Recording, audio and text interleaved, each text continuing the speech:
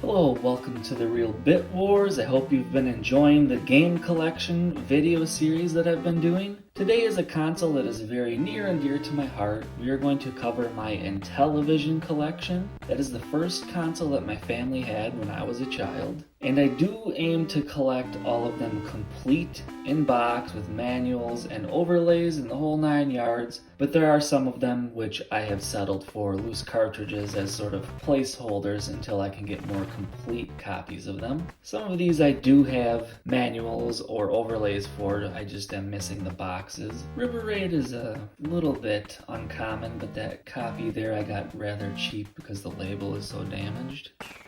Here we see quite a few rather rare games. The He-Man Masters of the Universe game is actually the first one I ever had. That's not my original copy, but when I was a kid, I asked for it for Christmas, and my brother and my dad were not happy because they thought the Intellivision was far too sophisticated for a little kid and that video games shouldn't be played by children and blah blah blah. And yeah, I could not figure out how to play it when I was about 5 years old, and I had to wait until years later to discover that it's not really the greatest game. Yeah, most of what you see in front of you now, relatively rare for the Intellivision. Hopefully I can get some boxes for these someday.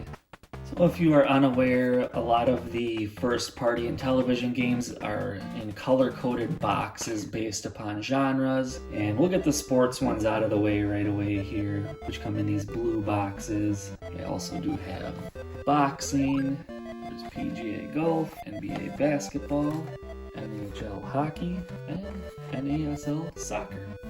And then the dark blue boxes are like space shooters. You gotta love the artwork on this stuff though, it looks really cool. And if you're not familiar, conventionally this is how they looked inside. Sometimes they had this plastic tray, other times they just had the flaps inside the box, but then you do have your manual and overlays.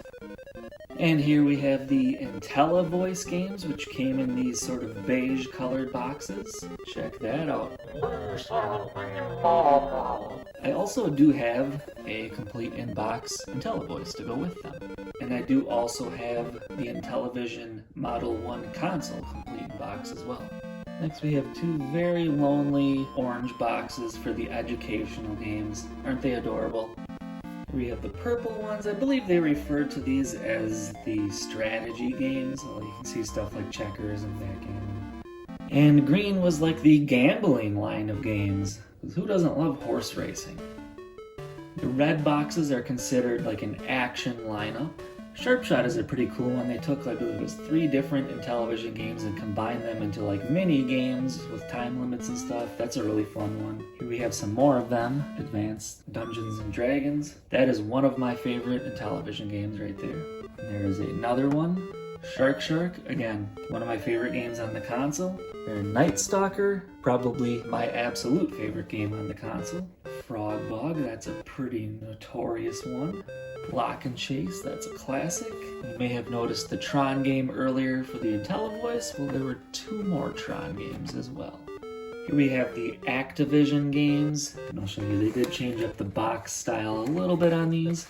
You have the slide-out tray, and typically you just put your overlays underneath the cartridge in there. And then here we have Triple Challenge. This might be the rarest Intellivision game in this collection. It is not easy to find at all. And for good measure, here we have one that's in like a burgundy box. Alright, these interphase games on top, those are relatively heavy hitters, especially Sewer Sam. And then these Coleco games, which is kind of odd to say, Coleco Intellivision games, they really botched the packaging on these because you quite literally had to rip the box open just to get in there. Way to go, Coleco. We do have some more stuff here. There's Locomotion, that's a fun game. Motocross. Buzz Bombers is a pretty good one too. There's Mission X and Bump and Jump. And again, these are not the cases that open up. That's why I do have these separated. You might notice that some of the color schemes match what you've seen previously. Here we have some Parker Brother games. I'm actually missing quite a few of these yet. I think I'm roughly 20 games from a complete collection for the Intellivision, but a lot of collectors can say the same thing. It's a kind of a strange console in that a very large percentage of the games are common. You can knock out that first 100 games relatively easily, but after that it gets much more difficult. Again, I'll just kind of show you the different style. These actually open up on top. We have the manual with the cartridge and a tray underneath it. And here I have one of the more rare games that I own, but it is missing the box. World Series Major League Baseball. And here we have the metallic Magic boxes. Some of these came with silver spines, others had blue spines on them. Swords and Serpents, again, is among my favorite games on the console. That one's a lot of fun. Here we have Atlantis. For Demon Attack, there are 2 different boxes for that, as well as 2 different cartridges. Here's Beauty and the Beast. This is one of them we owned when I was a kid. Again, not the original copy, but one of them I went after immediately when I started collecting them. Microsurgeon is among the more popular games on the console. Okay, so there was a second lineup of sports games. I have 4 of them here. These came in the white boxes. These did not include overlays, and again, they did not have like the book style opening, but rather a tuck flap on the top. There were other ones that they did some different styles of packaging for. Here we have Chip Shot, Super Pro Golf, World Cup Soccer, Championship Tennis.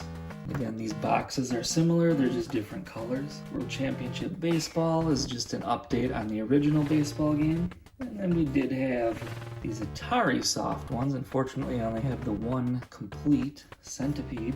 And one of my favorite video games of all time, Burger Time. And this Intellivision port is different than any other version released. It's one of the best. But I'd like to thank you very much for watching The Real Bit Wars. There are plenty more of these game collection videos coming out, as well as plenty of other stuff, so stay tuned.